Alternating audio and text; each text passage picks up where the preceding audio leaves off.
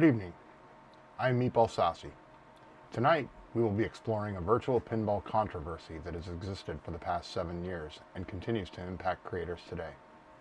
So join me now as we look into the dark side of virtual pinball. Our story begins in 1985. Gary Stern, after the sale of Stern Electronics, helped to found the Data East Pinball Company. Data East Pinball produced pinball machines from 1987 to 1994 and was responsible for popular games like Tales from the Crypt, The Simpsons, Batman, RoboCop, Back to the Future, and many others. By 1994, Data East Pinball had become the second largest pinball manufacturer in the world. Amidst plummeting sales across the entire pinball market, Data East chose to exit the pinball business and sold the company to Sega. Sega Pinball produced hit games such as Baywatch, Starship Troopers, Godzilla, GoldenEye, and Apollo 13. While pinball had seen a resurgence in the early 1990s, a long-term trend was that of decline, and by 1997, Sega Pinball was one of only 2 pinball manufacturers remaining. In 1999, Sega had decided to exit the pinball manufacturing business. Gary Stern purchased the Sega Pinball assets and renamed the company to Stern Pinball. Today, Stern Pinball is the largest manufacturer of pinball machines in the world. According to the Stern Pinball website, the period of 2010s through 2020s, the company experienced growth and prosperity. But in order to achieve this success and get through the Great Recession, in 2009, Stern Pinball had to sell off a portion of the company to Haggerty, Peterson and Company, a private equity firm tasked with helping Stern to streamline manufacturing costs, expand product offerings through licensing agreements, and enter new markets. One of those new markets was virtual pinball. In September of 2015, Stern Pinball entered into an agreement with Farsight Studios, the developer of the popular commercial virtual pinball platform Pinball Arcade.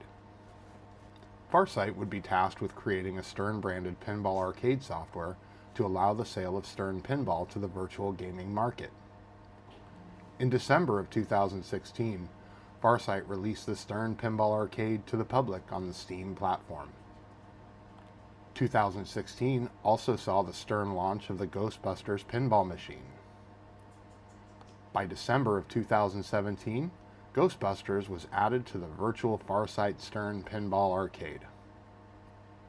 Just 3 months later, in the spring of 2018, the unthinkable happened. A team known as Monster Bash hacked the proprietary Farsight code and released a visual pinball recreation of Ghostbusters to the visual pinball community. This marked the first time that a production pinball machine was freely available to the visual pinball community. Upon learning of this breach, Farsight Studios and Stern by proxy began their defense of the wrongful use of their proprietary intellectual property. Cease and desist letters were issued, official takedown notices were sent, and legal action was threatened. This rocked the virtual pinball community. Eventually, the Monster Bash site was taken down, and the download of Ghostbusters was removed from all public repositories. But unfortunately, this heinous act of intellectual property theft has scarred the virtual pinball community.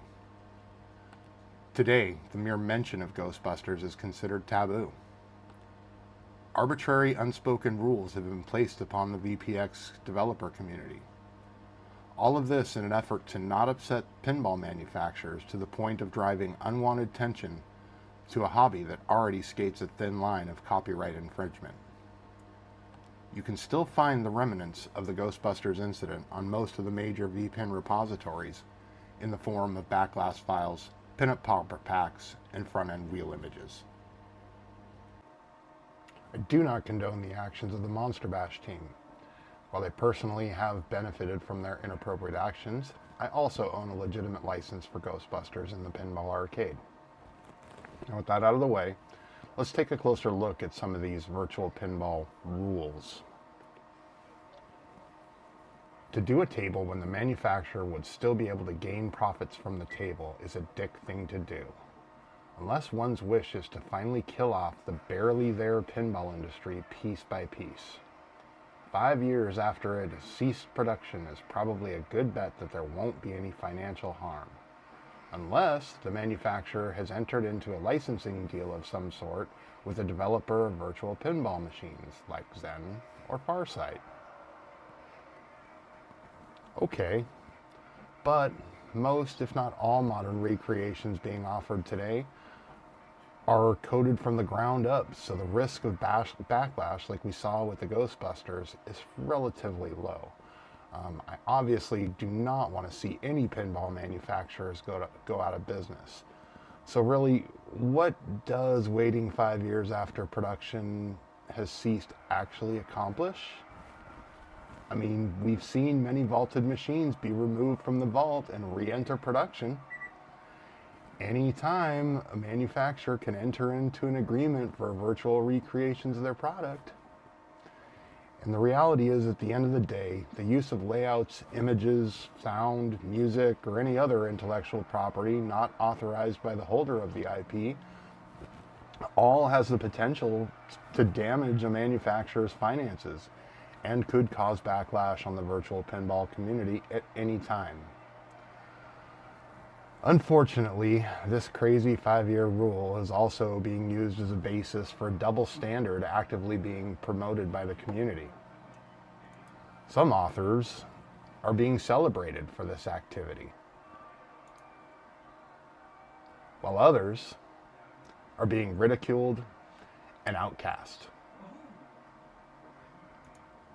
I would like to urge the VPN community to keep this in mind before passing judgment on content creators who are freely giving their time and knowledge to us.